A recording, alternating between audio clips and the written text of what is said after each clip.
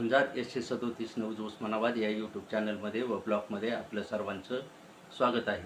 मी आप्पासाहेब शिरसाटे झुंजार SC37 news Osmanabad या YouTube चॅनलचा व ब्लॉगचा मुख्य संपादक आपणास देत आहे।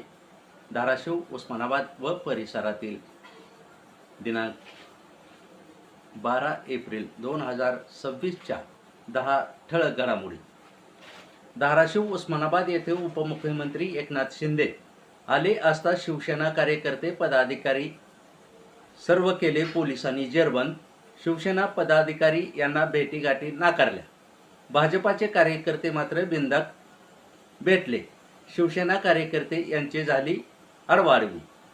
धाराशिव उस्मानाबाद शहरातील प्रभाग क्रमांक 13 मध्ये आचार्य गल्ली येथे राणा जगजितसिंह पाटील यांच्या संकल्पनेतून व जीप अध्यक्ष अर्चनाताई पाटील यांच्या प्रेरणेने महिला उद्योजका मेळावा झाला संपन्न।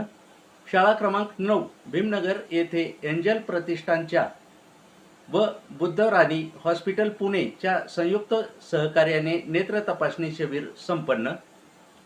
निलेगाव तालुका तुळजापूर येथे चोरीच्या संशयावरून दोघांना बेदम मारहाण केल्याने एकाचा उपचारादरम्यान मृत्यू।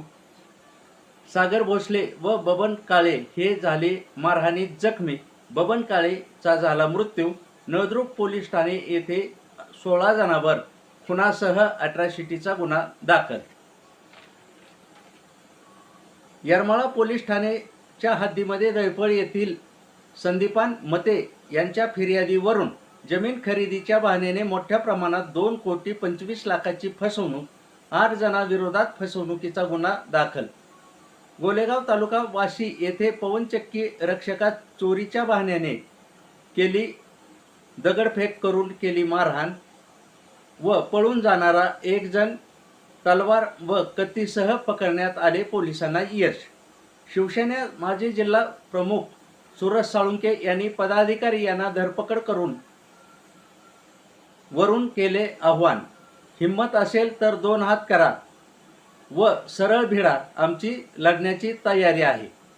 एसटी प्रवाशांना धक्का, बस भाडेवाढ झाली, साध्या बसमधला 10% वाढ। 15 एप्रिल पासून होणार ही दरवाढ। सध्या साध्या बसला प्रवाशांना असेल पण शिवाई शिवनेरीला नसेल कसलेही दरवाढ। सतत होणाऱ्या पक्षांतराच्या चर्चेमुळे लातूरातील मुख्य अतिथी म्हणून निमंत्रण असताना देखील एकनाथ शिंदे सोबत एका स्टेजवर येणे चक्क आमदार खासदार ओमराजे निंबाळकर यांनी टाळले।